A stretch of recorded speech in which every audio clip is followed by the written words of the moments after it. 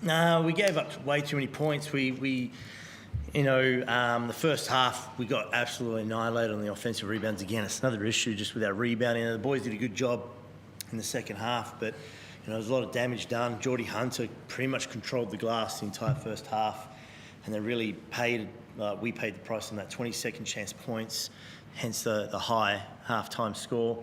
And then the second half, it was just our struggle to contain dribble penetration. They were getting layups. They were getting layups off like sweeping through one bounce. We tried mixing up a few different coverages. Tried switching a little bit, which they did a good job of sort of slipping those screens, which creates confusion. So we went back to more of a square coverage, and we went a big lineup. We moved KG to the 3, 113 points in 40 minutes of basketball is not ideal. Just on that big lineup, particularly in the first quarter when you had Sam, AK, and KG out there, can you just talk us through the reasoning behind that lineup in the first quarter? The rebounding, but also I rotated 10 guys through the first quarter. I don't know if it was a little bit of hangover from the game, flight, playing again today, but I thought we just lacked a little bit of energy and intensity. So we're sort of fishing for a little bit of momentum, which we got, especially in that second quarter. But we gave up 33 in the first quarter, and a lot of that was off rebounding. So, Malik Lewis is a big 3-man for them, so we sort of needed to counter that. Matt Hurt was. It's interesting. I like Matt Hurt. For me, I think Bryce Clonton is the clear runaway favourite for MVP this year, just because he's in on an absolute burner. But I don't think Matt Hurt probably gets talked about enough. He's just super efficient, and he has been all season. He had, I think, 15, 16 at the half, finished the game with 33, and he did it all these different ways. He just goes about his business. So knowing that they were doing a lot of cross-screening, off-ball screening, we went KG at the 3, knowing it could be a big-to-big switch. But he was just super effective all night. Taran, before you mentioned after the Kings game that the NBA guys have been calling them and asking about you. How do you feel about the way it's gone, especially the last couple of months, and making that next step? It's a fair question. I'm not really in the place to talk about that stuff right now. I just think there's other things going on.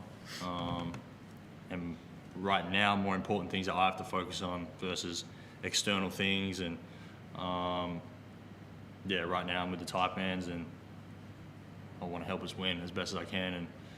And we're struggling, so that's my focus right now, and we're in the thick of it. So I'm just going to keep putting my attention there for right now. Tonight's game, obviously, most of the guys were shooting well from beyond that arc. How did you kind of feel out there tonight? I felt okay. I felt a bit sluggish, especially to start. Felt slow. As Forde said, it was a quick turnaround, and we've been pretty fortunate with our schedule so far, and we haven't had really to combat that too much. But this stretch is going to be brutal, and that's just a taste of it. We're 2 games into this stretch, so we got to toughen up a bit, and we got Brisbane coming real quick. So. Knowing you won't make finals, does that change the momentum and the focus heading into games like this against Phoenix, who are contenders? Not really. I mean, I think as an individual, you always have things to play for, whether it's your own personal pride or whatever. But I actually really like playing with this team, regardless of where we're at. And we've got a bunch of fun guys to play with. I enjoy spending time with them, all that sort of stuff. But as a competitor, it's like you're not really thinking about that at the moment. It's like just what's in front of me, trying to play as hard as I can, trying to win, regardless of what the long-term outcome is.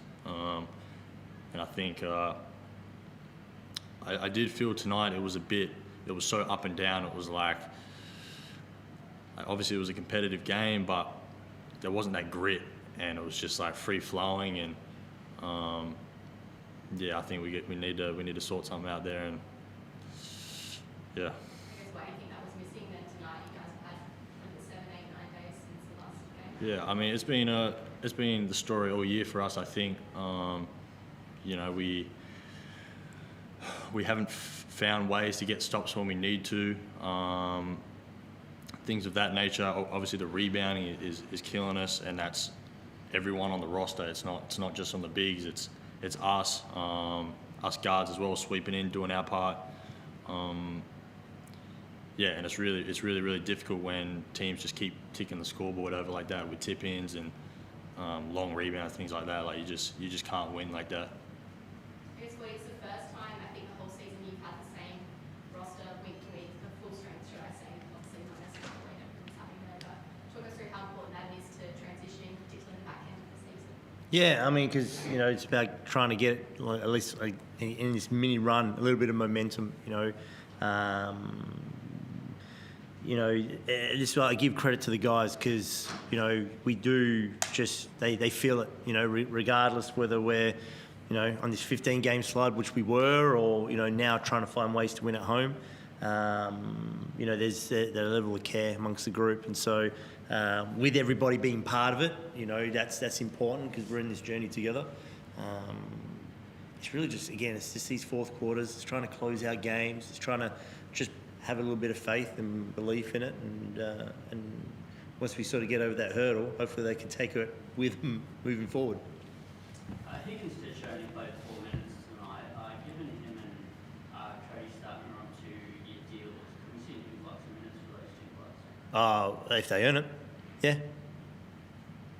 And just final question, just on Sam Waterberg and the season he's had, is there any regret not signing him on a 2-year deal? Well, we signed him, we extended him. Yeah. So he was on a 2-year deal, and then it was an extension. So you have to ask Sam that one. Obviously, the Bullets in a couple of days. Talk us through that one. They've been a tough opponent for you guys for a number of years now, but talk us through that one and what to expect. Yeah, I mean, again, another 2 examples where we felt like we had opportunities to close that game out. We were up 12 against them, I think, at home and lost, and then obviously the close one we had against at their place. So, but we'll review this. It's a quick turnaround. Recovery takes priority, so that's what the large part of what they'll do tomorrow, and we'll fly out and do a quick recap. I know they're battling with some injury concerns at the moment. I don't even know what the latest status is with their lineup, but I know they'll be ready to play. Because again, they're a team that's in that playoff contention. So regardless who they have in or out, they're going to be up and about to try and secure wins. So we have to make sure we've got our A game. Cool. And Chris, are you ready? Yeah, Forde, just a couple quickly. You touched on the offensive rebounding in the first half from them. They had 18 at half time, and Geordie had 11, I think, but you were still leading. Going to the break, what did you do well in the first half to overcome that and still be in front? Well, I don't think there was a lot of defence being played either end, so we had no problem ticking the scoreboard over. And even at the end of the game, we finished with 102. There's not been too many times this season we've been able to get into triple figures. So offensively, the ball was moving, it looked good. And again, I think we finished the game with 26 assists. We had 17 at the half, and that was across the board. The bigs were getting it done as well. Wardenberg, Tanner. When that ball's moving one side to the other, we're really getting some good looks. So, whether it was from 3 or on the rim, we had no problem ticking the scoreboard over. Problem was the defensive end, and even when we did get stops, we kept giving up the second chance points. Even if you halve that, they're impressive 18 offensive rebounds for 20 second chance points. You halve that, and we got a double-digit lead in the half, and it's a different mindset. But it really just came down to the first team that was going to be able to knuckle down defensively and get it done. Was always going to come out on top, and to Southeast credit was them, especially in that final stretch of the fourth. You finally got this starting group together now for a bit of a stretch.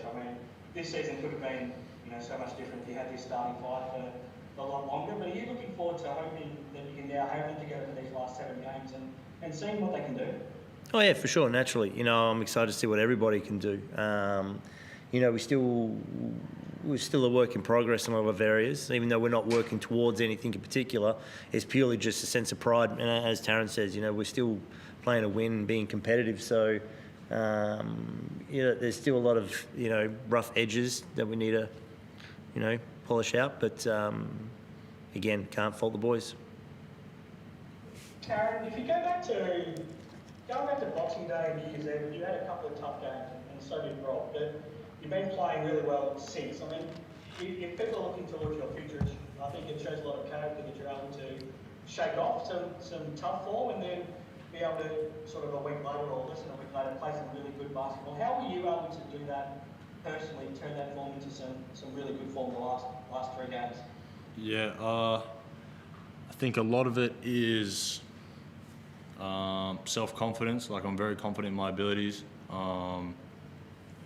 And I think a lot of it is also understanding that it's actually the nature of basketball. It's natural to have bad shooting games. It's natural to play poorly, and that's for all levels of the game. And if you're, just having good games week after week after week, then you're probably not in a good enough league. And it's the same for NBA guys. Like, a recent example, Steph had like 2 points in a game, or maybe 10, and then come out and had 37. Like, it's not exclusive to a certain person. Everyone can fall victim of having bad games, but it's the ones that can really stay confident and can shake it quickly.